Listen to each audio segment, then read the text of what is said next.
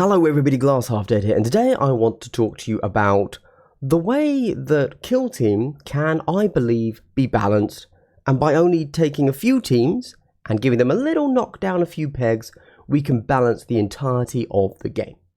So, first things first, as you can tell behind me here, I've got every single Kill Team out, and I'm about to do a thing, and I'm about to launch into a thing for the channel in general.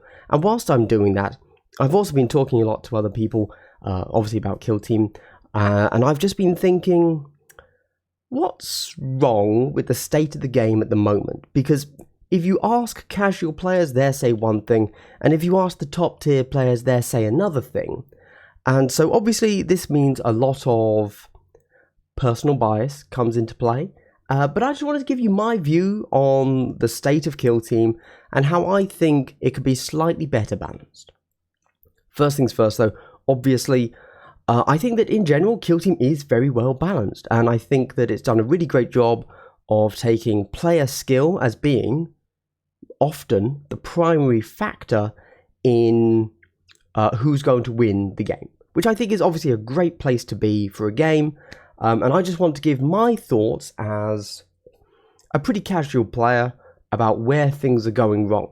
Although I will say, although these are obviously going to have a lot of my biases when I talk about, how to balance X versus Y, I do generally, because I just spend a lot of time obviously paying attention to the meta and Kill Team in general, I am going to be including some thoughts from others as well as my own.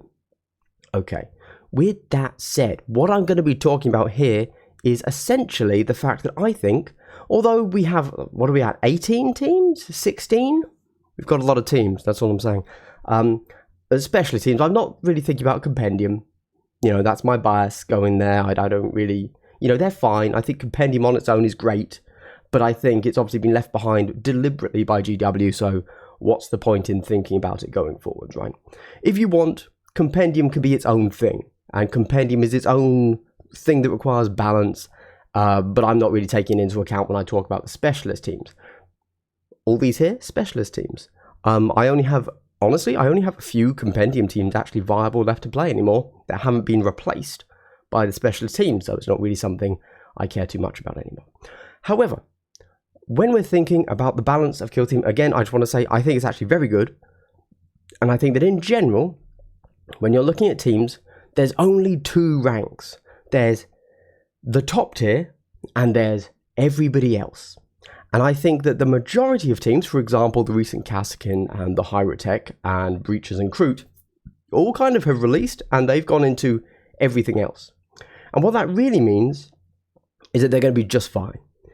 However, they are not going to allow your player skill to be overcome by the top teams. And the top teams essentially give you a little step up over player skill, which means that if you're not the best player, okay, if one of you is playing a top tier team, you should win if you're in a everybody else team.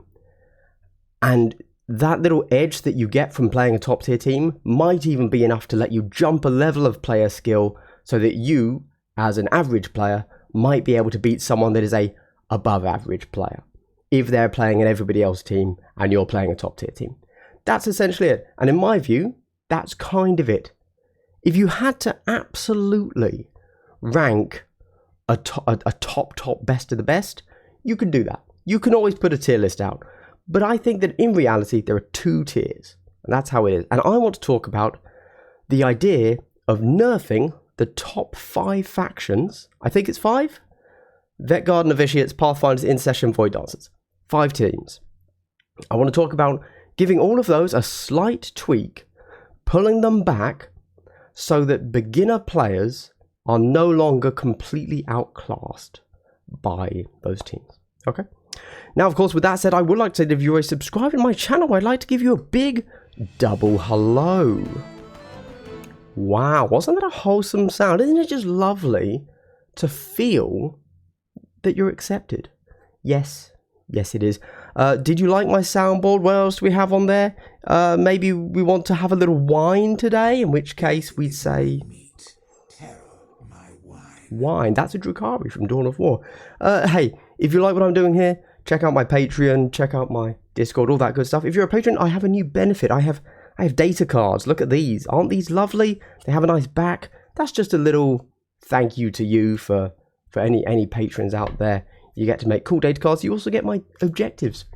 There you go. All right, let's dive into it. So, I already told you the teams. They are Vetguard, Novitiates, Pathfinders, Intercession, Void Dancers. I'm also going to do a 6th team, but it's going to be how to buff them. That's right, how to buff the worst team in the game. Okay, let's dive into it. So again, I'm talking about this as, frankly, a casual player. Because if you talk to the top tier team players, they're probably going to say Intercession are fine, Void Dancers are fine, Novitiates are fine. They're all fine. You don't need to nerf anything. It's perfect. However, they will say Pathfinders are broken. So let's start with Pathfinders, because everybody agrees that Pathfinders need a nerf. Now, okay, another minor note here. So I think that something that is really important is that when you're nerfing a faction, I think you want to leave it playable for the beginners. So you don't want to just completely wreck a team. You want to target with a scalpel the thing that makes them broken and remove it. Okay? So, for example, let's say Intercession are a top tier team. How could you over nerf them? Remove 2 models, right? That would be insane. Suddenly they wouldn't be able to do anything. You would have achieved your objective of top tier players are no longer going to play them, but you've also made them completely unplayable for beginners. Now, that was just an easy example. Let's get into the Pathfinders. So I've thought about this. I think the issue... So, Pathfinders are a very strong team because they just have a really good baseline, right? Like, they just have, their guns are essentially mini crack weapons. They're really, really good. And they're so good that if you have a slight swing in dice, you will just wreck your opponent's face. That 4-5 damage is just so good. It's only on 4s, but then the whole team is really built around being able to buff your ballistic skill. So it's a really, really strong team, even before you look at the shenanigans. However, I will say that the Pathfinders are, in general, not the easiest team to play. Everybody looks at the Pathfinders, and yes, they're the best of the best, but you give them to a beginner player, the beginner player will still lose. It's a fragile team. If you don't know your movement shenanigans well enough, you're not really that strong, and you will just get wiped off the board. So how do you change Pathfinders without making them completely unplayable for beginners? I think they need 2 changes. The first change, and this is... Okay, so this is my scalpel change, which is a very, very directed thing. And that is what I put.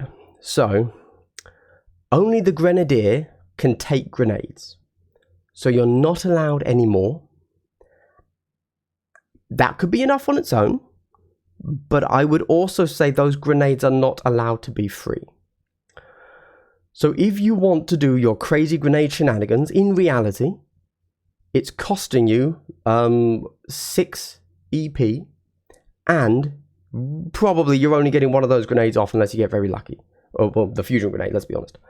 And I think that would be a good change, because the Grenadier shenanigans, the grenades that the Tau have, can be so broken. If you're a patron, you will have heard me talking to Birinid on my Vantage Point podcast, which is now patron exclusive, by the way.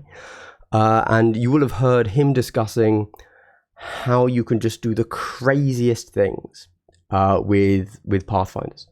It's more of a threat in overworld boards as opposed to Into the Dark, but it's still entirely possible to do with Into the Dark. It would just be turn 2 instead of turn 1 due to doors. Cool. Then, that could be its own thing, but that is a targeted thing at one specific shenanigan. It doesn't, if you weren't doing the grenade shenanigans, which not all of the top Pathfinder players do, that wouldn't have any effect on the team. The alternative, the additional buff, if you don't think grenades are the issue, is just -2 operatives. Now, that's a pretty big hit, but Pathfinder are a 13 model team. normally they're only going to be 11 because, of course, you're using the recon drone. Is it called the recon drone? Yeah, probably. Which takes 2 slots. But man, they just have too many models. They're out-activating everybody in the game apart from, the big 40 model teams, Vetguard and obviously now Galapox. But yeah, that's just too many. That's just too many. Now, I don't really like that particular nerf because if you're a beginner player, as already mentioned, Pathfinders, you probably need those bodies, right? You probably need those bodies because if you misplace anybody, you're just done. However, I think that from a top tier perspective, you either have to remove 2 bodies or you have to get quite serious about marker light shenanigans and essentially just removing marker lights, like practically, to the point that they're no longer worth it. And then you have to rethink of a flavor of the team, and then you're just rewriting the entire team. You're not changing them. Okay, that's my view on Pathfinders. That's my view on Pathfinders. I think that if you implemented both of those changes, we would no longer see them podiuming, which is kind of the intent. We want to knock them down to that 45% win range, right?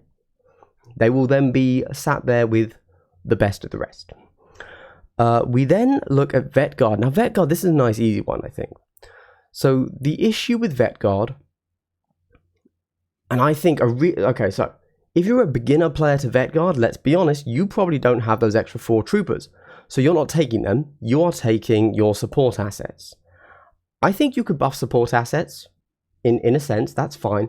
But actually, this gives you a really clear delineation between a beginner player playing Vetguard and a pro player playing Vetguard.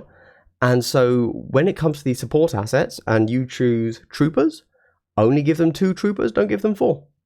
That way, you're not hurting beginners because they're probably going with the airstrikes, the support assets. But it is going to hurt all of the pro players because they are only ever taking 4 troopers. They are literally never taking support assets. So just nerf how many troopers you get. I don't think that only removing 1 is enough. I think you need to remove 2, so you only get 2 troopers if that's what you take. I think not only would that be a nerf to the team for the pro players, but also, if you perhaps buff the support assets, even some pro players might swap to taking those. Easy. I think that's a nice, simple buff. And I think that works really well to not hurt new players, but definitely buffing the team. Because although Pathfinders are almost certainly the top tier team, the best of the best team, Vetguard are a very clear second. And I think they do need that nerf. I think the grenade change was great, but I think they still just have too many models. There you go. We then go to novitiates. So, when it came to novitiates, I didn't want to say something crazy, right? So I actually reached out to a few players and said, hey, I personally haven't had that much experience with novitiates, but I hear a lot about them. And I went through and I looked at the novitiates and I came up with a few ideas for myself. So basically, my view is 2 things. 1, I think there should be I think that your number of faith points should be reset each turn. I don't think they should carry over. The team is built around faith points, so you shouldn't remove them, but yeah, they shouldn't. They just shouldn't carry over. You should still you can still have unlimited faith points in theory, but in practical terms, you'll only ever actually be popping, what's the max? Is it 4, 5? And then it resets. I think that's the best way to cap that. But then additionally, now this one is a bit of a weird one because I mainly hear about this being like a rules issue. Because obviously I spend a lot of time in my Discord reading my rules channels and my rules FAQs and stuff to send to GW to hopefully get things FAQ'd if there are any rules issues. So thank you everybody in my Discord for hashing those out, and I can then go and read them myself before forwarding them to GW. But blinding aura, huge rules issues, comes up all the time. Like every FAQ, there's people asking a lot of questions. Is only 2 faith points. I'm shook. It's such a big deal, and it's so strong. I'm really surprised it's not 3 faith points. So I think that should probably be bumped up to 3 faith points, and then that's it. a lot of people have issues with novitiates. If you're listening online, a lot of people are saying that they're really, really strong. But I think that fundamentally, they're just a weak melee team. They're just a fragile melee team in reality. And as we get more and more teams, I do think we're getting more and more that are able to deal with them. You're able to out-activate them with a lot of teams that are frankly just better than them in melee and don't really care that you can do weird shooting things with them. So, yeah, I think novitiates are more of a boogeyman from 6 months ago than actually like the best of the best. So you could even argue that novitiates don't need to change. The only thing I would say though is blinding awe should probably be 3 faith points instead of 2. I was shocked to see that blinding awe was only 2. So change that and consider the faith cap. There you go. We then go over to intercession. Intercession are of course the beginner team. And that's great. And I think that they should remain a strong team. I think that's really good because when somebody comes out and they say, hey, what team shall I play? Everybody's going to say intercession because the rules are just straight up free without any dodgy backdoor channels. And, you know, everybody has Marines, right? So I wouldn't really want to nerf them too much. The only thing I would probably say is that durable, durable for those that don't know, is -1 to critical damage. Durable either should just be removed or it should count as 2 selections. I think either one is fine. Or if for whatever reason you have to just change it so it does something else, do something a little bit more chilled out, like a 5 up feel not pain only against mortal wounds. You know, so it's still durable, but it's in a specific way. Durable, probably too strong. In reality, it turns them into a custodian, and then you've got 6 custodians instead of 4, which you have by playing Talons of the Emperor. It's just a bit much. So yeah, I would say remove durable, or potentially make it count as 2 selections. Either one's good. And that's it. I wouldn't change anything else, to be honest, because again, even though I think they're really strong, I think they should be really strong. And again, when you talk to top players, they say they're fine.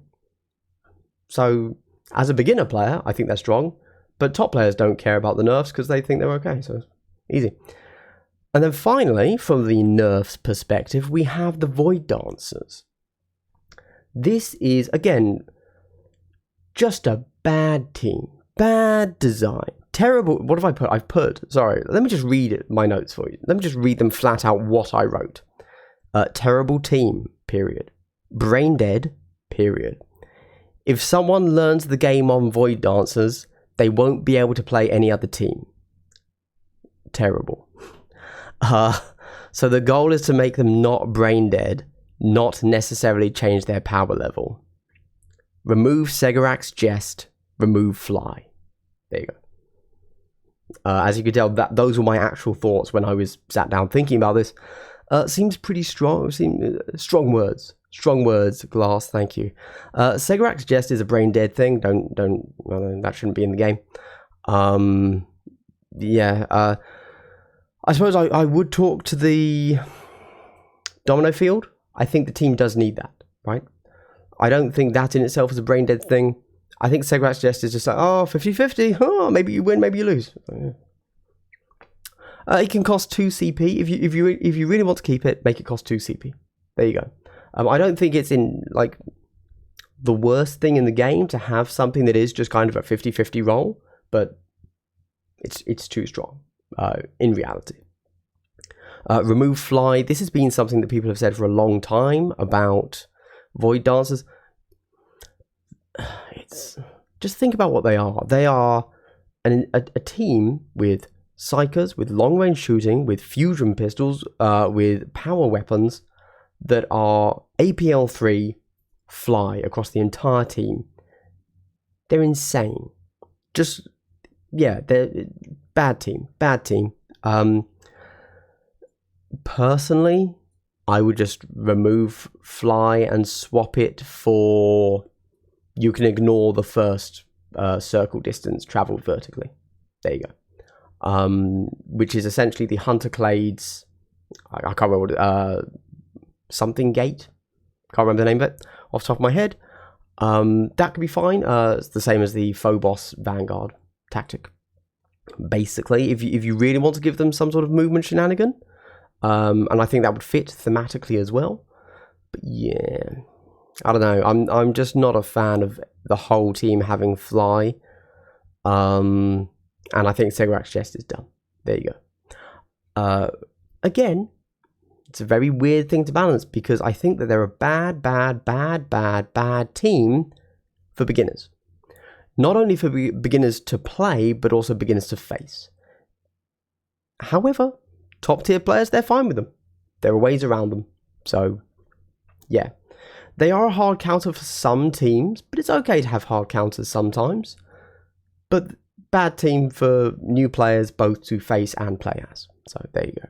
And that's it. That's all of the nerfs. I think that if you applied all of those nerfs to those factions, you would be able to knock down the top tier into the rest. And then, when you get another faction come out, like, let us say, Kassakin, that everyone had big issues with, although possibly a touch reactionary, as opposed to fact-based about where they're actually going to be placing, then it would be less of an issue. Because when you're matched with 16 other factions, it can just be a big mishmash. It's fine. It doesn't really matter. Like, the tier list is whatever, who cares? It's all just kind of there, right? But when you have the top 5 that just keep... If you're not one of the top 5, you're bad. And I think this is one of the few instances where you should nerf the best to bring them in line, as opposed to lifting everything else up. Because when you have 5 standouts of 18, just tone them down. Nice and smooth, tone them down. And try to do it in a way that the top tier players, who generally seem fine with them, only get the nerf to Pathfinders. And everything else is really just a beginner player's nerf. Which moves us over to the Phobos. That's right, we're talking about the buff. Okay, so for those of you unaware, Phobos, not doing great. And I think the big issue with Phobos is that we had Phobos and then we had the Intercession team. And the Intercession team are just flat out better in every way. Except there's a minor change. So Phobos are just better in every possible way. It is possible to play the Phobos to be as killy, as maneuverable, as everything as the Intercession. But you have to be playing absolute top of your game to equal a mediocre session with the Intercession, right? So that's not how you want the game to be. If you're a top tier player playing at your best of your best, you should be winning with every single faction. Taking a team and saying, I am the best player in the world, and I'm just about equaling this other easier to play team, that's a mismatch. You need to buff that team in that case. And Phobos recently got... I have no idea what GW were thinking. They gave them another ploy. The first time we've had a ploy added to a data sheet, the balanced data slate, which is very interesting to show that they're willing to go to that step. But it's a bad ploy. It doesn't affect the game, frankly. So, it was for 1 CP, your bolt weapons gain P1. Great. Thumbs up. Super stuff. However, I think that Phobos, you got to think about what are the Phobos. They're not the killy team, okay? They're not the brain dead team. They are the team that does the things. That's the way I view them. They have a lot of options. Obviously, you've got terror tactics, you've got guerrilla warfare, you've got every gun having a different ability. They're not the brain dead team, and it's great to keep them as not the brain dead team. They don't need to have super killy power if they do things well, right? So keeping that in mind, I would say you need to make a few changes. I think, so the overall idea, there's two, which is essentially their first, so I've put here, mission action free if first APL spent in activation. Yeah, there you go. Alternatively, give everyone free smoke grenades. Yeah, I prefer the first one, but you're then going to have to change a few other things to make it actually work. So I've said first mission action, that's not really what I mean. I mean unique action. But also mission action. So if the first thing they do is open a door, that should be free. But likewise, if the first thing they do is guerrilla tactics, that should be free. Or if the first thing they do as a reaver is terror, that should be free. So change those abilities that come at the start of their ability section, turn those into unique actions on the datasheet so that they count as being a free thing, or just count as put it onto the datasheet. Oh, doesn't have to be on the datasheet actually. Keep it where it is and just say this is a mission action, and then give them the ability to perform a mission action for free. There you go. The reason I went with the first APL instead of just any mission action is because otherwise what you would get is everyone just always doing bolter discipline.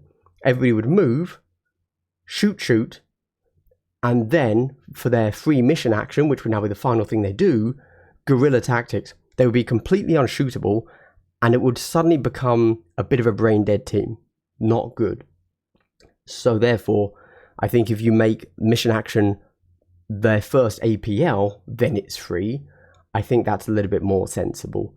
It does mean that you're not going to get the pop-up guerrilla tactic spam, as I just mentioned, but I think that's okay. We don't need that. We don't need that. So that's fine. That's bad design if that's what you get. Don't get me wrong, it'd be fun, but I don't think that's what we actually want to do with the Phobos team.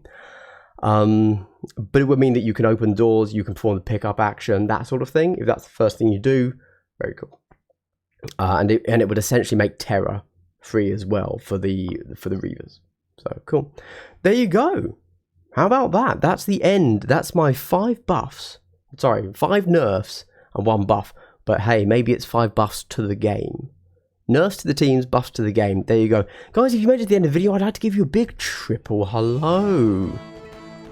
Wow, wasn't that incredibly wholesome? Yes. Yes, it was. Do you think that was a whine? Do you hear the voices too? Yeah, me too. Me too, guys.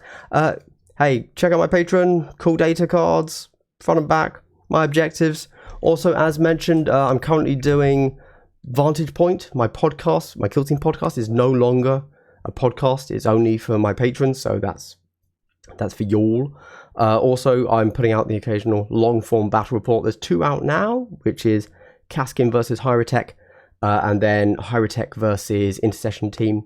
There's going to be more of those coming soon. Also, in general, in the future, not this weekend, not next weekend, but the weekend after, I fully intend to start weekly battle report live streams on my YouTube channel. So those are coming soon. Hopefully, I'm just hoping. It won't be the same day every week. It will be once every week. With the intent there being that we can get a little bit of a community going, because right now, if you want to be in the Kill Team community, there's not many people just doing live stream content where you can hang out, chat, and watch Kill Team. So I'm hoping I can kick that off relatively soon once I've got a few ducks in a row. Anyway, guys, this has been Glass Half Dead. What do you think about my nerfs and my buffs? Do you think I'm completely off base, or do you think I'm an absolute mad lad and got it all correct? Stuff coming soon. Sorry for the delay. Been a slow week. Have a good one, guys. Bye.